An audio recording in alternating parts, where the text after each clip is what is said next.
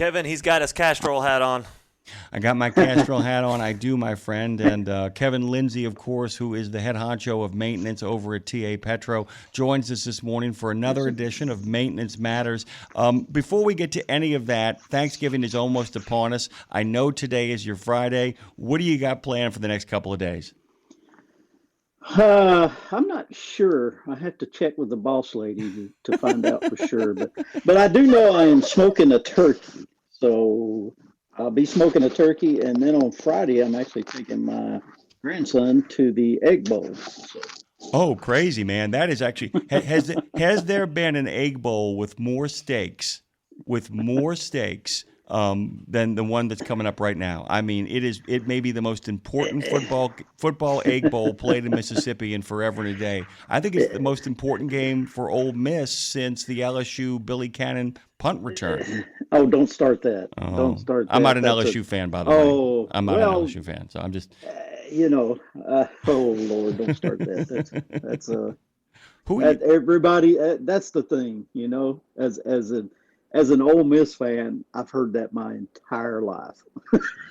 Believe me, as somebody who lives in Louisiana, Kevin, Yeah, you've heard it too. I have to hear about Halloween night. As a matter of fact, the greatest thing about Halloween Nick's night, the yeah. greatest thing about Nick Saban winning a national championship at LSU in 2003 was to never have to over and over again hear about the Hear about that one. hear about the Chinese bandits or any of that nonsense. Everybody talks about that, but they never talk about, a few weeks later in the bowl game when Ole Miss beat them 21-7, so or 21-0. So Yeah, but it just shows you how much things have changed because Yeah. bowl games at the time were just considered exhibitions. That's it. I mean, the real turning point for bowl games actually happens in New Orleans when the Alabama Crimson Tide takes on the Fighting Irish. That is Yeah. one of the great flip points of all time because that game is the first time the UPI says we never vote on the champion until the bowl games are played because the Irish actually make a decision not to go to the Orange Bowl. That Parsegian is like, I'm undefeated in number 3.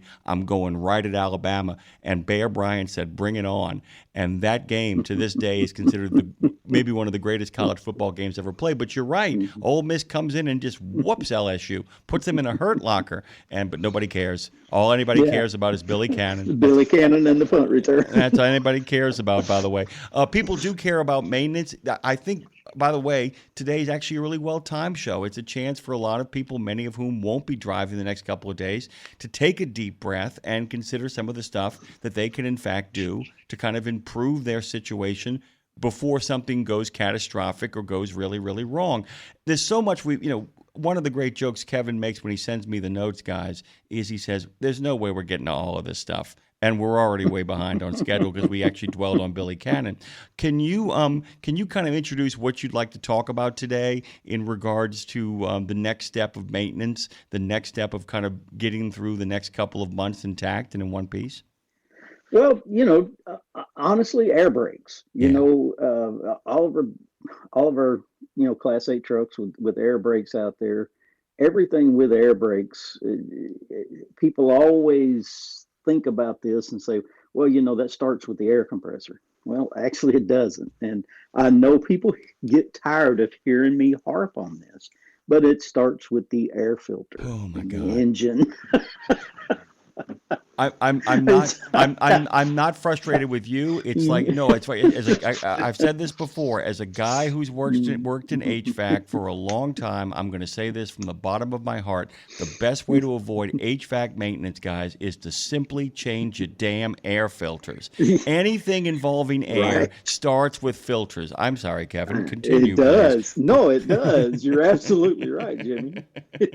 It starts with the filter. You got to have a good clean air coming into that compressor.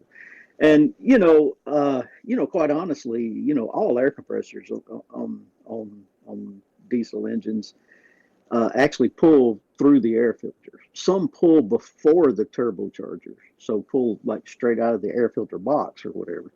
But then there's others that may pull after the turbocharger, meaning it's already compressed air that's going into the intake. So they pull out of the intake basically. So some of it's pressurized coming in, some of it is just atmospheric pressure. So And that makes a difference. The different ways that's set up in the compressor causes for different components. What we call a turbo cutoff valve, typically, if it's after the turbo. So because it's actually higher pressure than atmospheric pressure, right? Because it's been pressurized by the turbo and cooled by the CAC usually as well. So um, so those things kind of make a difference. And uh, but the air filter is still where it all starts, right? Uh, because it's still got to have enough volume making it through that air filter, Yeah, so it's a weird thing and an obvious thing to say, but it's not as complicated as I'm going to make it sound because I just can't help myself. But the idea is that air's got to move through, but the quality of the air that has to move through has to be filtered. So yeah, it's not a matter of stopping air. It's a matter of making sure that the air that moves through is the right kind of air. And so when you don't change your filters, you're guaranteeing two things are happening. One, the flow of the air is slowing down. That's a disaster. And then at some point, the stuff that's supposed to get stopped isn't getting stopped and it's getting in. And that double yeah. combination is an absolute disaster for your compressor. I got that right? Yeah, absolutely, absolutely, because it's having to work harder. Especially if it's naturally aspirated compressor, meaning it's using that atmospheric pressure. So as it tries to pull that through, if there's not enough getting through that air filter, now that compressor is actually having to work harder. Meaning when that piston goes down on that intake stroke, it actually has to pull that air in harder, which as it does that, it can actually wear and pull things past those piston rings and actually cause oil to bypass those rings and get out into the system. So when it gets pressurized, it actually pushes more oil out when it has to pull harder. Well, and It sounds kind of weird, but that's it doesn't sound weird. It's the same as being congested, guys. If you're yeah, congested, right. the reason people's voices get shot when they get congested is they're having to pull every bit of air through their mouth at that point. The moment your nose gets congested and you can't breathe through your nose, you start breathing through your mouth. When you breathe through your mouth, you're actually drying your mouth off, which of course is frying your vocal cords in the process. It's the same concept that anytime you block the flow of air or introduce particulates into a system that shouldn't have particulates into it, you damage the system. Full stop. Absolutely right. I mean, change the filter. See, Yeah, change the filter. We're done with that. I mean, that's the thing, though, Kevin. It's just like, imagine if human beings could just change our filters. Imagine it's like, oh, my Right? nose is all Oh, clogged up. Let yeah. me just take this mucus out of here and then Well, replace it with a got better filter. I mean, they've got those kits. You can run that. The warm saline mist up through your. Well, exactly. That's it. I mean, They we're just clean it out, right? we're making a joke about it, but there are people who like going, imagine being sick for like a week and never blowing your nose. And it's like, I don't know why I'm talking like this. And it's like, you're talking like that because you literally haven't changed the filter. All right, there you go. Yeah. All right. Okay, so let's just say, though, but there are places where this does go someplace else. The filters are fine. You've changed your filters. There are things that you have to do to make sure that the air is moving through towards an actually healthy compressor. Talk about the compressor now. We can kind of move into that and dig into what you have to do to check that as well. Well, and one good thing, any pre-trips you're doing or anything, always look at your air compressor. Look around it, make sure you don't see any. Most of them are all gear driven nowadays, which means they're going to be mounted to a gear train on the engine, at some point, which also means there's going to be a possibility of an oil leak point because anytime it's gear driven, those gears have to be lubricated, typically by the oil in the engine, right? So that's got to be in there. Plus, the air compressor itself has an oil feed from the engine. That it actually uses engine oil. So not only changing your engine oil for your engine itself, but for that air compressor as well. That's another part of that. And that's these things are designed that when you do drain the oil out of the engine, the oil drains because when you shut the truck off overnight or something like that, that oil, most compressors are designed that oil drains out of that compressor down into the crankcase, and not all of it. There's always some that's kept in the sump. And that's another reason, I hear people complain about this sometimes after an oil change. So, well, yeah, I only run it a few miles and I go to check my oil and it looks dirty again. Well, you got to remember there's a lot of things in that engine. And I know I kind of got sidetracked here talking about that, but there's going to be some of that old oil that's still resting in that compressor. You've got some old oil still resting in the turbo. Anything that's gear driven like that off of that engine is going to have a little bit of old oil still in it, and that's why you see those things. But that's some of those things to pay attention to. Look for those oil leaks. By that compressor. Put your hands on it every now and then. Make sure bolts get loose. Those things happen. A diesel engine has a normal harmonic vibration. It speeds up and slows down 3 times every time that crankshaft rotates. So that's why with specific torques and things like that on these mountain bolts and different things are so critical, because it's all designed to hold it properly like that. Kevin, it's really funny, by the way. I often, when we do these segments, get this really creepy sense of deja vu that we've done this before. And it's not true, actually. But the number of times, and by the way, I want to let you know, somebody actually wrote neti pot, so gross. That was Joe J. wrote that. I think they're kind of gross too. But I wanted to tell you, the number of times it seems like the sequence for almost every part of the engine and every part of the truck is check your filter and put your hands on it occasionally. Because, I mean, it's funny. Like I said, we can talk about the brakes, or we can talk about the compressor. We can talk about the HVAC. We can talk about all of the stuff that's involved in this. But it all begins with making sure, almost with every aspect of the truck, that the flow of air is going through properly, and that once we make sure we're doing that, we then start kind of digging in a little bit deeper and checking things with our hands. Because one of the earlier calls we got this morning to start the show off was Showtime, talking about just occasionally go in there and tighten things. Don't over tighten them, but give it a feel, and just every once in a while make sure that things, because it rumbles, that natural harmonic at the same time still needs to be, every once in a while, things just need to be tweaked. They need to be, make sure that the symphony is sitting where it should be, so the sound is proper. I mean, that's what we're getting at here, right? Nothing like that good little hum from a finely tuned, good running inline 6-cylinder diesel engine. I don't care what anyone says. It's just a nice vibration, that's there. I mean, yeah, I mean, and okay, so with the air compressor, what we're doing, with the air compressor, what we're doing is just making sure it's in the proper place, making sure that we put our hands on it, and then we just kind of move our way down and around from there, kind of keep going. Yeah, absolutely. And some of these systems, on the air compressor, you've always got unloader valves that are built into that air compressor, which I think I've talked about on here before, kind of how they work. They basically take air pressure from the system, and it actually puts it on top of this valve, which holds it open on the intake side, so that as that piston in that air compressor moves up and down, when it goes to compress, that unloader actually holds the intake valve open, so it actually just pushes it back out instead of out the exhaust and into the air system. And all that means is the governor actually controls that. Sometimes those governors are mounted to the compressor. Sometimes they're mounted to a dryer. Sometimes they're just mounted by themselves. It just depends on the configuration, So they can be anywhere, but that governor actually controls that pressure in the reservoirs by controlling that unloader valve on the compressor. So. Let me just ask you about that, about the governor, to kind of give people, like I said, once again, we play this little game here called, most of the people we're talking to know exactly what you're talking about, and then there are a few people who want to move beyond just being meat in the seat, or the capable operator of a wheel, and want to have a better understanding. Explain the governor. There's a reason why it's called that, by the way, and you've just given it away, which is it kind of runs the show. But explain what the governor actually does other than govern. Well, really, it does nothing other than govern. That's the whole purpose of it, right?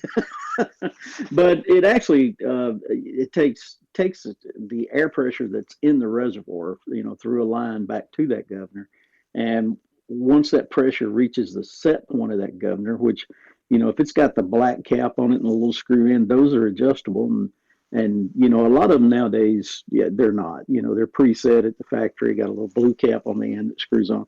And basically it's like a pinch bolt. They're pinched off at the end, so they're preset usually between 120, 130 psi.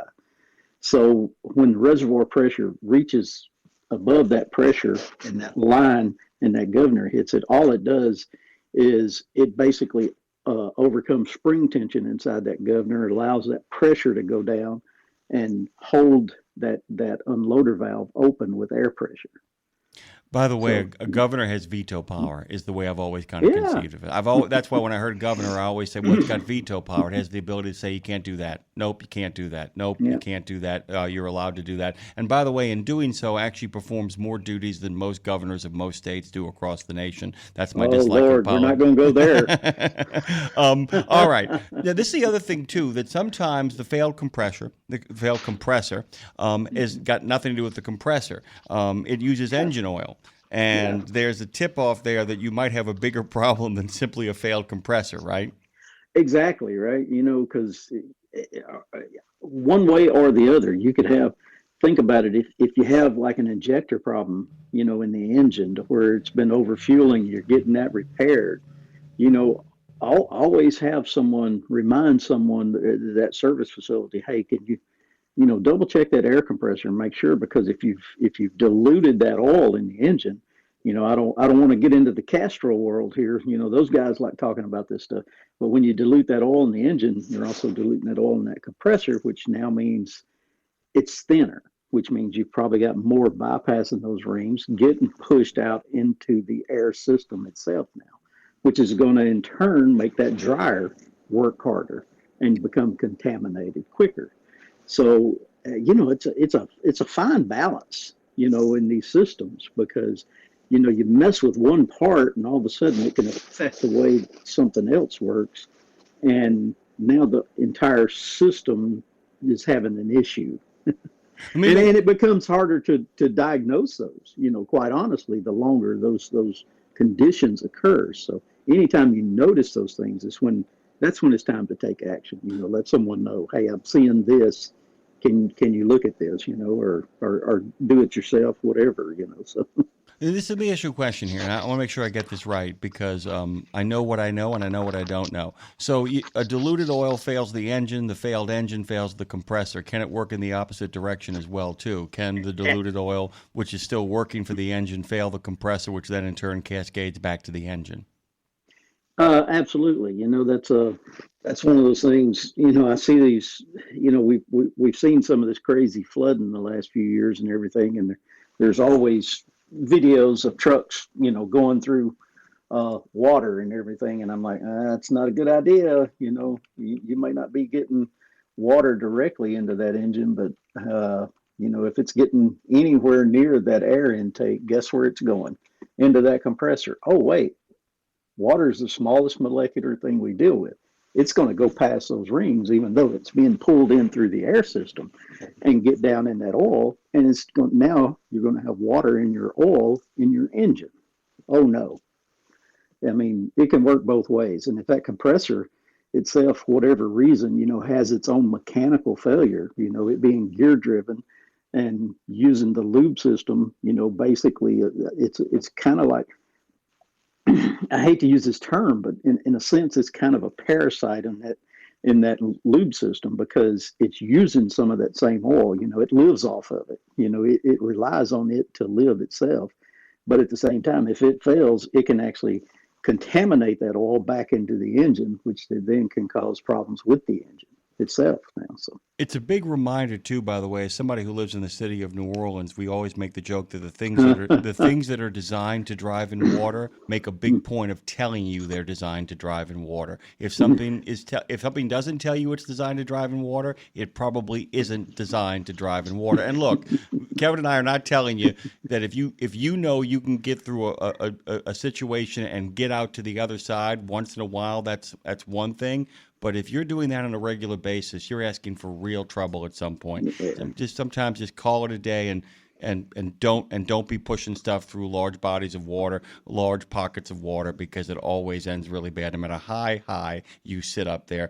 And speaking of water, let's dry off. Let's talk about the air dryer here before we run out of time.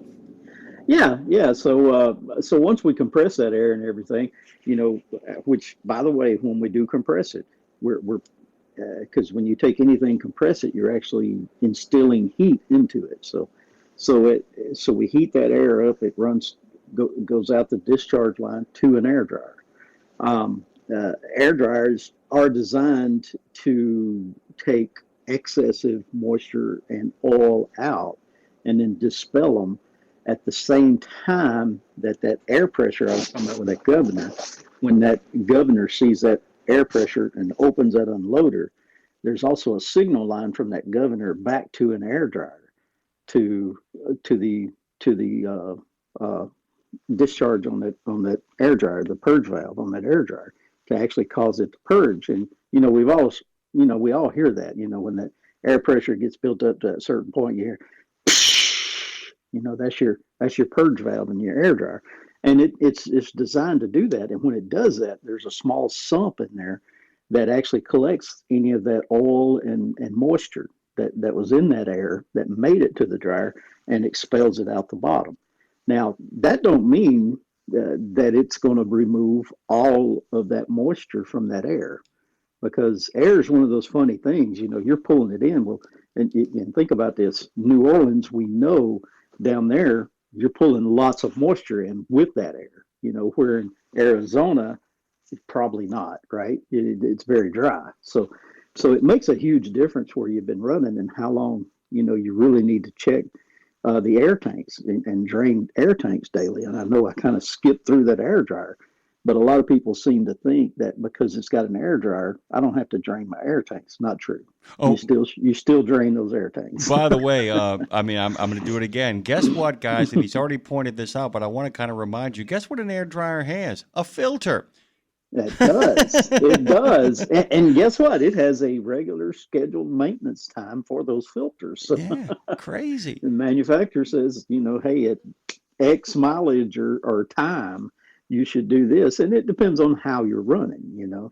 Most every OEM out there, engine or chassis, they set maintenance intervals most of the time based on how that truck is running. And most of them define as an over-the-road unit as running 60,000 miles plus a year. So, or at least that's the way it used to be. I hadn't really checked if they've changed those limits, but that still seems to be about the going rate. Well, one of the things I'd like to know, and maybe you know it, and maybe you don't. This isn't like, but it's also with the OEMs. I'm also always curious, what geography, what temperature, and what world do they assume the majority of the truck spends its time in? Because, you may actually want to go earlier on the recommendation, depending upon where you are, or maybe you can be like, I can get away with a little bit more in different sort of climates, because there are places, you think about certain places in the U.S. that are really easy to drive, both from both from an altitude and a meteorological condition kind of way. And there are other places, you mentioned one of them, where literally every time you suck in the air, you're sucking in a whole bunch of water and nastiness too, water and mosquitoes. There's different places that create different conditions. And so it's kind of up to the person, depending upon where they're driving, to make judgments around those recommendations and not just follow them to the letter of the law, right? Now, Jimmy, you can't fool me. Those mosquitoes in Louisiana are much bigger than the pores in that air filter. It's a good point. It's well said. It's well said. It's well said.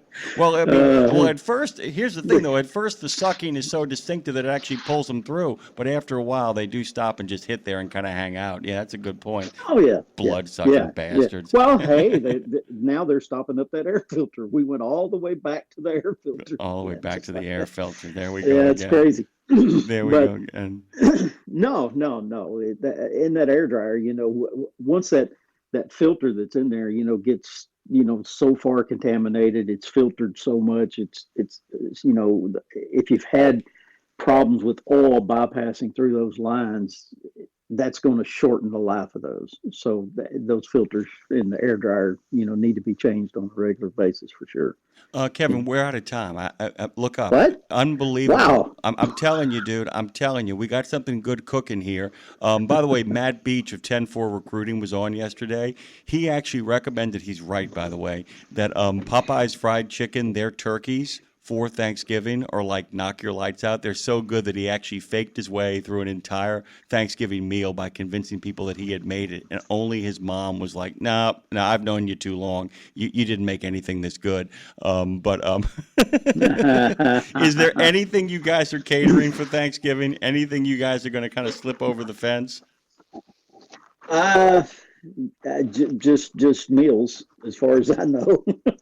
I understand. Yeah, it's really funny because I'm really hoping that my Uncle Ken, who is, getting too old for this, actually makes some of his sweet potato souffle. It's my favorite Cajun line of all time. I'll give you the recipe, but there ain't no nutritional value in there other than the possibility of maybe some sweet potatoes. But there ain't much left in there. It's all just, he said that's all just sugar and lots of bits of bad nuts. So, man, speaking of good nuts, Kevin Lindsey, Jimmy Mack, this has been Maintenance Matters, your Thanksgiving edition on Kevin's Friday. It's always good to have the man with the plan from TA Petro here to kind of get us a little further down the road. Let me kind of take care of the bureaucracy, as it were, Kevin, and let people know where to go and what to do. They can go, of course, to tapetro.com, ta-petro.com, and find out what all the great services you guys have. Happy Thanksgiving, brother.